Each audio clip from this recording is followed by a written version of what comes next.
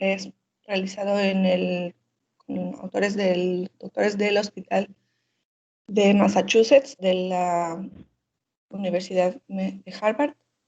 Hablan sobre la tomografía de paratiroides 4D, lo que el cirujano quiere saber al momento que el radiólogo da el informe. Bueno, los objetivos del aprendizaje. Después de complementar este artículo, se va a poder describir la anatomía de las paratiroides, la embriología y las consideraciones quirúrgicas relevantes para la interpretación de las imágenes de tomografía 4D de las paratiroides, identificar las lesiones paratiroides típicas y atípicas en la tomografía 4D de las paratiroides, informar al cirujano lo más relevante de un examen de tomografía 4D de paratiroides. Como introducción, vamos a tener que el hiperparatiroidismo primario es una anomalía intrínseca de la glándula paratiroidea que produce una secreción excesiva de la hormona paratiroidea que actúa al aumentar los niveles de calcio. Esta se va a ver aumentada con la edad y afecta con más frecuencia a las mujeres, 1 de cada 500, y a los hombres 1 de cada 2000. Esta es la causa más común de la hipercalcemia y el tercer trastorno endocrino más común. Además que el paratiroidismo primario conlleva un mayor riesgo de enfermedad cardiovascular, cerebrovascular, renal, además de fracturas y la mortalidad por otras causas. Por lo tanto, los costos del hiperparatiroidismo en el sistema de atención médica son muy sustanciales. Dentro del tratamiento, la decisión quirúrgica del tejido paratiroideo anormal presenta como única cura definitiva.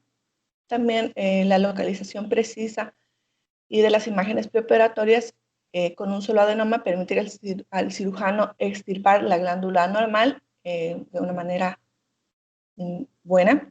Y las modalidades de imágenes más comunes realizadas son ampliamente aceptadas para la localización preoperatoria.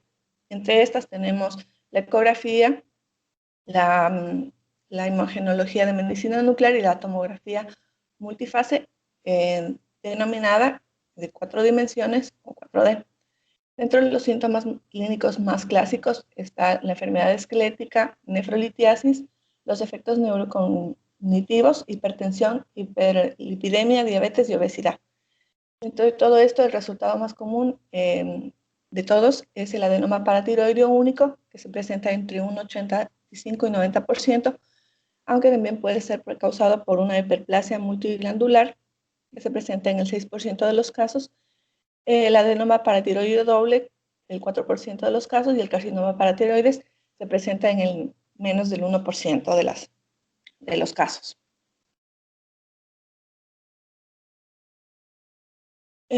Dentro de los antecedentes más relevantes, tenemos las características operativas, que serían la exploración dentro del tratamiento.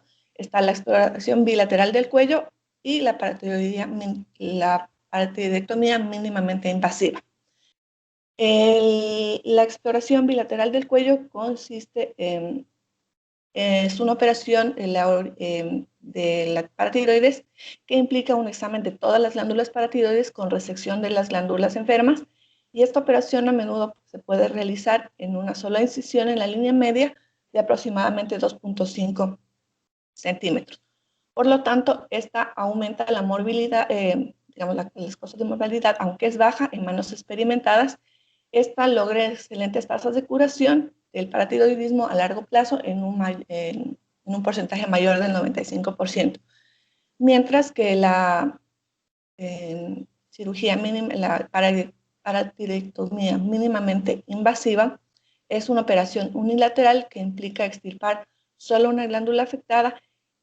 Por lo tanto, es menos invasiva y los beneficios demostrados incluyen tiempos de operación más corto, la estadía más corta, menos costos en las incisiones porque son más pequeñas y están asociados a una mejor estética. En manos experimentadas, las tasas de curación son las mismas que las que tiene la exploración bilateral del cuello. Además, debido a los mayores riesgos asociados, esta se asocia un poco más a la repetición de cirugía paratiroidea, y las guías internacionales Recientemente establecieron que la localización preoperatoria es obligatoria en el subconjunto de pacientes con hipoparatiroidismo persistente o recurrente después de una cirugía paratiroidea previa.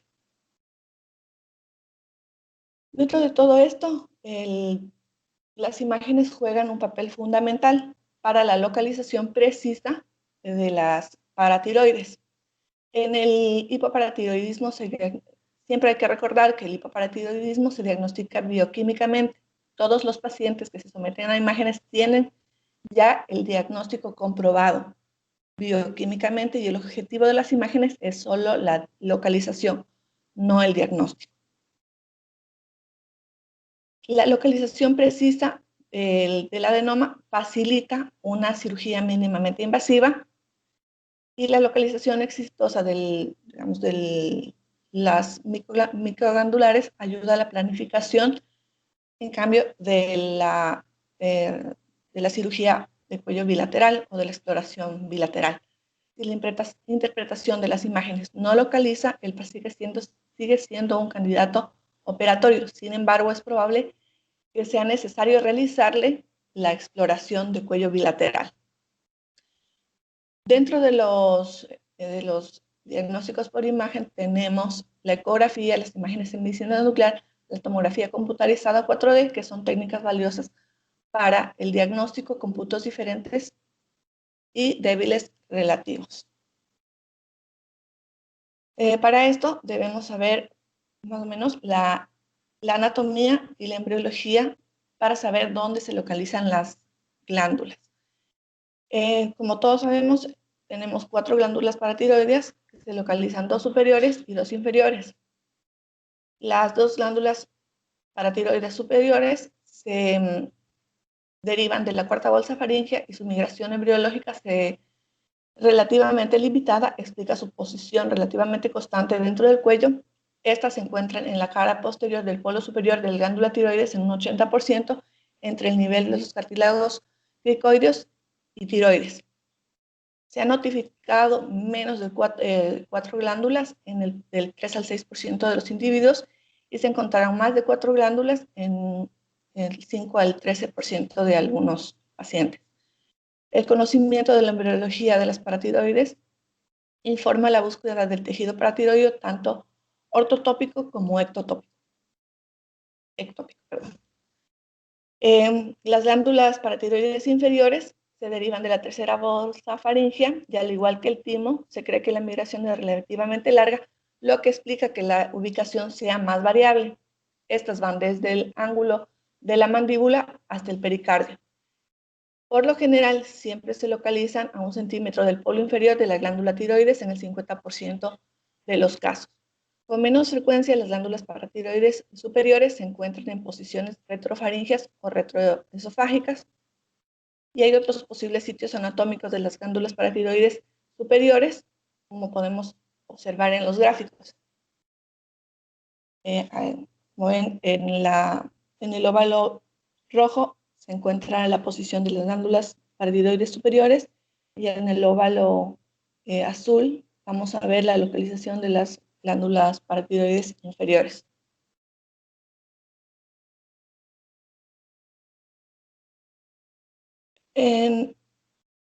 Tenemos que tener en cuenta que hasta el 16% de las glándulas paratiroides son de ubicación ectópica. La posición relativa superior e inferior de la glándula paratiroidea no denota de manera confiable el origen embriológico. No es infrecuente que la glándula paratiroidea superior aumente de tamaño y descienda hasta la parte superior del mediastino. Este es un fenómeno denominado ectopía adquirida y se va a localizar en el plano del nervio laríngeo recurrente que se aproxima en el surco traqueosofágico. Esto distingue de manera más confiable entre las glándulas superiores e inferiores y las glándulas superiores colocadas posteriormente con respecto al nervio laríngeo recurrente y las glándulas inferiores están colocadas en la parte anterior. Esto es lo que siempre vamos a distinguir porque puede haber, como ven en esta imagen, se muestra el descenso inferior o ectopía adquirida de una glándula paratiroidea superior está aumentada de tamaño. Las glándulas superiores se muestran aumentadas de tamaño y pueden extenderse por debajo del nivel de la glándula inferior. Como vemos, esta glándula paratiroidea en este corte sagital de la tomografía.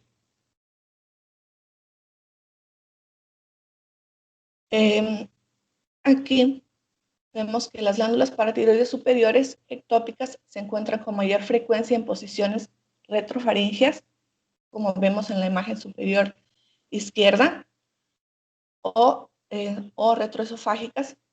Las glándulas paratiroides inferiores, y también vamos a encontrarles intratiroideas, como vemos en la imagen siguiente al lado derecho. En la imagen inferior se ve la glándula ectópica mediastínica, y en la siguiente imagen se ve dentro de la vaina carotidia, cerca del ángulo de la mandíbula. Estos son los lugares que más comúnmente, en los que más comúnmente podemos encontrar. Entonces es importante que cuando estemos viendo las imágenes encontremos o localicemos perfectamente la glándula para informarle al cirujano y él pueda entrar directamente a hacer el exámesis de la glándula.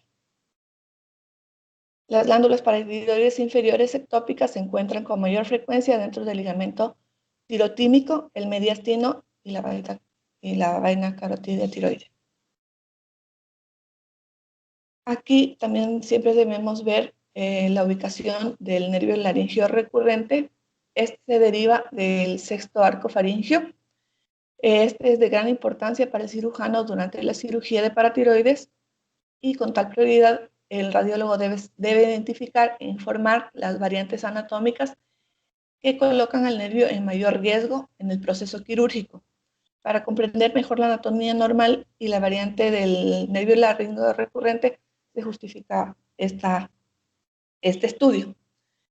El nervio laringeo recurrente normalmente desciende al tórax con las estructuras arteriales, lo que explica su curso, que es recurrente típico. Sin embargo, el descenso normal del laringeo recurrente derecho se ve alterado en el contexto con la arteria subclavia derecha aberrante, y de manera similar en el descenso normal del nervio laringeo recurrente izquierdo se altera en el contexto del arco aórtico derecho con una arteria subclavia izquierda aberrante. Estas situaciones exhiben las variantes del nervio laringeo recurrente. Cuando el quinto arco aórtico y las porciones distales del sexto arco aórtico retroceden, los nervios laríngeos recurrentes permanecen anclados en las estructuras del cuarto arco faríngeo, específicamente en la arteria subclavia derecha y el arco aórtico izquierdo. Como podemos ver en la primera imagen de la izquierda, se ve el trayecto normal del nervio laringeo recurrente, mientras que en la imagen adyacente a la izquierda vemos la subclavia aberrante, que es lo que hace que el nervio laringeo recurrente tenga otra disposición. Y que luego de formar en esta imagen vemos que forma un bucle debajo de la arteria subclavia derecha antes de acceder dentro del surco traqueoesofágico derecho para ingresar a la laringe, y se acerca a la articulación tricotiroidea. Esta es la variación que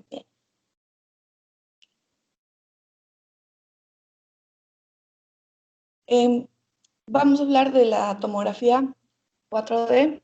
El objetivo del radiólogo es proporcionar al cirujano una hoja de ruta detallada y precisa del cuello del paciente con hiperparatiroidismo primario, catalogando las posibles lesiones paratiroides y describiendo meticulosamente sus ubicaciones con respecto a los puntos de referencia quirúrgicos relevantes. Por lo tanto, vamos a describir las lesiones relativas del cartílago cricoides, el surco traqueoesofágico. El cartílago cricoides es constantemente palpable y se puede visualizar en el campo operatorio estándar y orienta al cirujano hacia la línea media anatómica, particularmente en el cuello y reoperado. El plano del surco traqueoesofágico informa el origen de la glándula superior versus la inferior y tiene implicaciones para el riesgo operatorio del nervio laringeo recurrente. También tenemos que tener en cuenta la glándula tiroides y la muesca supraesternal, que son puntos de referencia quirúrgicos útiles. Al describir las lesiones en relación con el nivel de las vértebras cervicales, aunque aparentemente esto es intuitivo por el radiólogo y es mucho menos relevante para el cirujano porque las vértebras cervicales no son un punto de referencia quirúrgico. Entonces, lo que tenemos que referirnos siempre es al cartílago cricoides y a la glándula tiroides. También las glándulas paratiroides anormales pueden ser pequeñas y por lo tanto su ubicación como su número son variables. No importa cuántas lesiones candidatas se encuentren, siempre existe el riesgo de que exista una lesión paratiroidea adicional que no se vaya a identificar. Por lo tanto, tenemos que tratar de obtener imágenes de alta calidad que son de vital importancia para tener la precisión y la confianza de interpretar estas imágenes. En la siguiente diapositiva, como vemos, aquí nos dan más o menos cómo debe ser el protocolo de las imágenes de una tomografía 4D, estableciendo un óptimo detalle en las fases de tomografía. Se utiliza un protocolo de 3 fases con material sin contraste, una que tendría que ser la fase sin contraste, la arterial que comienza 30 segundos después del inicio de la inyección del material de contraste y una fase venosa que comienza 60 segundos después del inicio de la inyección del material de contraste. También se puede elegir un pico de voltaje entre 140 miliamperes, 140 kilovoltios en vez de los 120, con el fin de minimizar la posibilidad de artefactos y endureciendo el haz para que se oscurezcan las lesiones de la parte inferior del cuello y la parte superior del mediastino. Así tendremos una mejor calidad de imagen y podemos ver mejor. También se puede usar ayudas del posicionamiento para bajar los hombros, como correas de tracción o en su defecto, ellos hablaban de utilizar sábanas. Para mejorar la calidad de la imagen a través de la parte inferior del cuello y la parte superior del mediastino. También se prefiere la inyección de material yodado en el brazo derecho, cuando sea posible, para minimizar los artefactos en el cuello central y en el mediastino superior. Dentro de la interpretación de las imágenes, en el contexto del hipoparatiroidismo crónico con la enfermedad de Hashimoto, el parénquima tiroideo puede aparecer anormalmente hipodenso debido al bajo contenido de yodo, en cuyo caso los adenomas paratiroideos pueden aparecer similares a la glándula tiroides anormal en algunas imágenes sin contraste. En las imágenes con contraste, los adenomas se describen clásicamente como unas imágenes hiperintensas en fase arterial y en relación a la tiroides.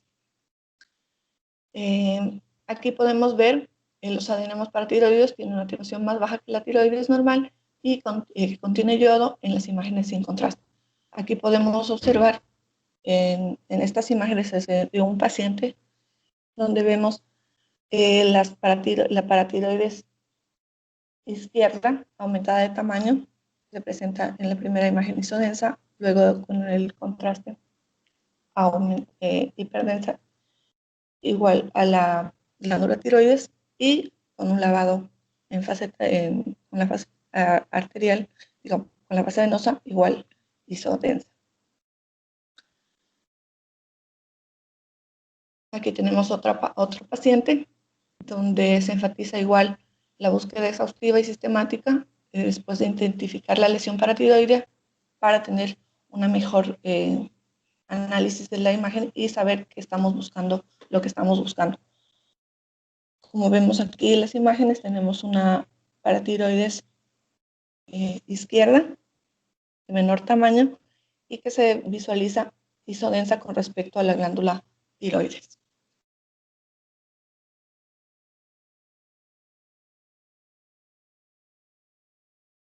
Aquí tenemos igual otro ejemplo con las mismas características de una glándula paratiroides aumentada de tamaño del lado izquierdo que se presenta isodensa a la glándula tiroides, como podemos observar.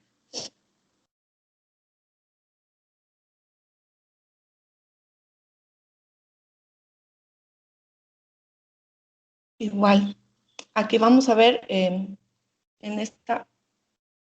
las flechas que se va a observar una paratiroides de menor tamaño, pero igual que se va a mantener hipodensa, mientras que la paratiroides del lado izquierdo en las dos primeras gráficas de la derecha se ven que tienen un realce parietal luego de la administración de contraste, y en otro paciente, en las gráficas del lado derecho, vamos a ver una glándula paratiroides aumentada de tamaño, donde se ve isodensa la glándula tiroides, y en el momento de administrar el contraste se aumenta el realce. Esto también nos aumenta la confianza diagnóstica. En esta imagen es una tomografía en fase arterial donde nos muestra un vaso polar que estamos viendo con la punta de la flecha y que conduce con un adenoma paratiroideo retroesofágico, mientras que por el contrario los vasos conducen al hilio de los ganglios linfáticos. Esto es importante también para poder observar. En estas imágenes se va a ver, esto es una tomografía en fase arterial axial que se obtienen a diferentes niveles y que muestra las 4 glándulas tiroides levemente aumentadas de tamaño, que están señaladas en los círculos y que son hallazgos compatibles con las glándulas múltiples. Y estas son múltiples lesiones paratiroides. Estas se pueden presentar con una especificidad del 88%. Estas siempre van a tender a medir más de 7 milímetros, y esto es específico en un 79% de esta patología. E incluso solo se identifica, incluso puede identificarse solo una lesión, lo que el cirujano tiene que tener en cuenta y ver el plan quirúrgico para poder sacar o hacer la exéresis de todas las glándulas.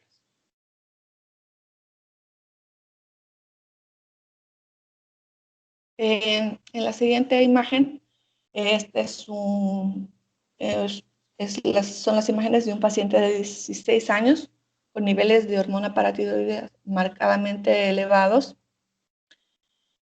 que muestran una lesión paratiroidea inferior izquierda que está parcialmente calcificada, es heterogénea ovalada, y a la resección quirúrgica mediante el patológico le diagnosticaron o confirmaron un carcinoma de paratiroides.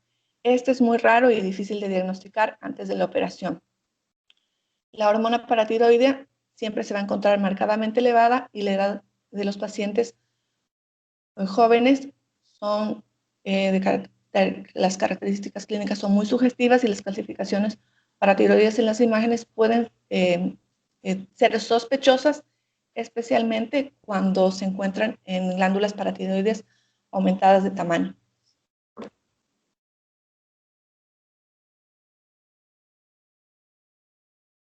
En esta vamos a ver las lesiones tiroides, como los nódulos tiroideos exofíticos, que pueden aparecer morfológicamente idénticos a las paratiroides en las imágenes con contraste, pero sin embargo, cuando les ponemos el contraste tenemos que tener bastante cuidado al ver la relación entre la glándula tiroides y esta lesión nodular, que al momento de, cuando colocamos el contraste, va a haber un realce, como estamos viendo en las imágenes que están marcadas por un óvalo, que surgen de la parte posterior del lóbulo tiroideo derecho y que tienen que tener en cuenta que la cara posterior del nódulo puede permanecer isodenso en relación con la glándula tiroides, mientras que en la imagen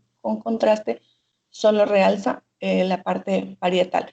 Esta es una lesión que por lo general se puede confundir con un adenoma paratiroideo y por lo tanto se debe valorar cuidadosamente en la imagen sin contraste.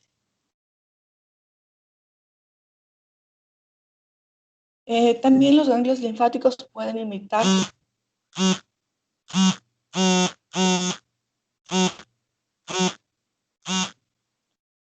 también los ganglios linfáticos pueden imitar las lesiones paratiroides morfológicamente y en imágenes sin contraste, ya que ambos son hipodensos en relación a la glándula tiroides, y en algunas imágenes con contraste los ganglios linfáticos muestran un realce progresivo que se produce más en la fase venosa en relación a la arterial, lo que sería inusual en las lesiones paratiroides.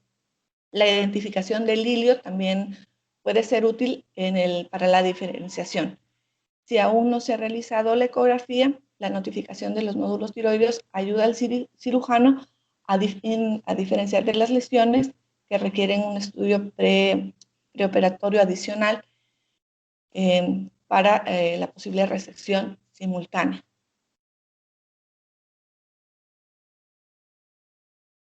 En este cuadrito se resume la información que el cirujano desea tener con propósito de la planificación operatoria, que siempre debe incluir el número de las lesiones, el tamaño, la ubicación específica de las posibles lesiones paratiroides con respecto a los puntos de referencia quirúrgicos relevantes, la opinión y el nivel de confianza del radiólogo con respecto a lo que representa cada una de las lesiones candidatas, y la presencia o ausencia de tejido paratiroideo ectópico o, en su defecto, glándulas supernumerarias, también de las afecciones patológicas tiroideas concurrentes y las anomalías arteriales asociadas con el nervio laríngeo recurrente para disminuir la posible lesión del mismo.